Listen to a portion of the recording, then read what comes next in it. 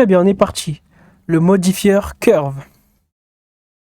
Donc, encore une fois, comme on est dans la catégorie des modifieurs de déformation, je vais ajouter des subdivisions. Je vais ici directement, au lieu de cliquer comme ça, je vais en mettre 20. Ok, ça fera l'affaire. 20 subdivisions, c'est pas trop mal, hein. Ensuite, je vais ajouter la curve en question. Donc, le modifieur curve me permet de déformer mon objet à l'aide d'une curve. Curve Bézier, S pour changer sa taille, comme ça. Ok, donc la déformation se fera le long de l'axe X. Donc l'objet va se déformer en partant de moins X vers plus X. Pourquoi est-ce que j'ai dit moins X? Parce que regardez ici. Là, c'est moins X. Et là, c'est plus X. Regardez, je change ici de point de vue. Donc là, ça devient de X vers moins X. Voilà, comme ça, l'objet va se déformer. Tac, tac, tac, tac, tac. Ok, donc 7. Je vais donc placer l'objet ici. Oula, mon cube pile au début de la curve, comme ça. Ensuite, je vais sélectionner donc mon objet, j'y vais. Alors la curve, déjà, je l'ai changé sa taille. Ok, donc je vais appliquer l'échelle, CTRL A, Scale. Très bien. Ensuite, mon cube, ouais, à part déplacer, c'est bon, ça va. Maintenant, je vais ajouter le modifieur. Ici, déforme curve. Je sélectionne la curve en question. Mon objet, c'est volatilise. Oh là là. Alors, pourquoi est-ce que ça me fait ça? Ah bah oui, c'est vrai. Les poignées. Je vais en mode edit, je sélectionne celui-ci. Donc là, les poignées de mon objet de ma curve sont sélectionnées. Ici, on voit le rayon de, de mes boules, de mes poignées en quelque sorte. Quand j'ai changé ça la taille de l'objet, j'ai scalé la curve, mais j'ai aussi scalé les poignées. Quand j'ai appliqué l'échelle, ça a appliqué l'échelle pour la curve, mais ça n'a pas appliqué l'échelle pour les poignées. Donc ici, je vais appliquer l'échelle manuellement 1. Et voilà. Ici, tout est respecté. Voilà, maintenant je peux ici prendre mon cube et faire un GX pour le déplacer selon X comme ça. Et voilà. Attends, on voit pas très bien. N, on voit pas très bien la déformation. Je vais peut-être aller ici, je vais faire un A pour tout sélectionner. 7 pour le voir de haut. Clic droit, subdiviser. Je vais prendre celui-ci, je vais faire un G comme ça. Voilà, comme ça on verra mieux la déformation. R pour faire une rotation. G comme ça, donc c'est pratique pour faire un chemin, un personnage qui marche en suivant un chemin, ou tout simplement quand on a modélisé un objet, maintenant cet objet on voudrait le déformer, mais au lieu de le déformer à l'aide des points, on peut le déformer tout simplement à l'aide d'une curve.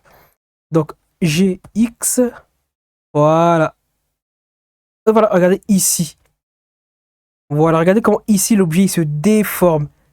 GX, vous avez vu, X, il se déforme en suivant la curve, comme ça. Voilà, donc on voit très bien une belle déformation. Ok, voilà. Donc là, comme je l'ai dit, je déforme selon l'axe X, parce qu'on voit qu'en fait, il se déforme sur l'axe X. Si maintenant ma curve, je lui fais faire une rotation de, allez, RZ 90 degrés. Ok, bah là, dans ce cas-là, regardez, bon, du coup, CTRL A, je vais lui appliquer la rotation que je viens de faire. La rotation est appliquée. Du coup, là, la déformation, elle va devoir être selon l'axe Y. Moins Y aussi. Alors, où est-ce qu'il se cache? Pourquoi est-ce qu'il allait là, celui-là encore? Ce serait pas moins Y du coup? Alors, j'ai Y comme ça. Ok, tac, tac, tac, tac, tac. Alors, hop là. Y, j'ai Y. Ah ben voilà, il suit bien ma curve, c'est juste que bon, il est venu se placer à l'autre bout du monde, celui-ci. Alors, toc, toc, toc, toc, toc, toc, toc, toc, toc. Voilà. Ah bah oui, parce que son point de départ, c'était ici. Maintenant, je cache le modifieur. Ici, en appuyant sur la télé, j'appuie sur 7. Bien sûr, je vais respecter mon point de départ. Donc, ça va être là, mon point de départ. Donc, le début de la curve. Ensuite, voilà. Donc, maintenant que mon cube est positionné, ici, on voit que l'origine de mon cube est bien au début de la curve. Je peux faire un GY pour dépasser. Et là, voilà. On voit que la déformation, je vais appuyer sur point.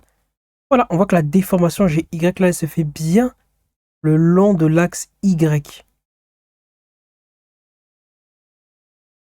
Très bien. Voilà, ok, 7, ok. Ok, donc voilà, pour l'axe Y. Et là, bon, c'est la même chose. On peut choisir quel groupe de points va être affecté par le modifieur. le modifier va prendre en compte quel groupe de points. Si par exemple on crée maintenant un groupe de points, je vais en mode edit, enfin du coup maintenant, hop, voilà la télé, comme ça j'ai le truc. Je peux choisir et un vertex group. Comme ça, je choisis un vertex group. M, plutôt CTRL G, assign to new group. Donc là, ça m'a créé un vertex group.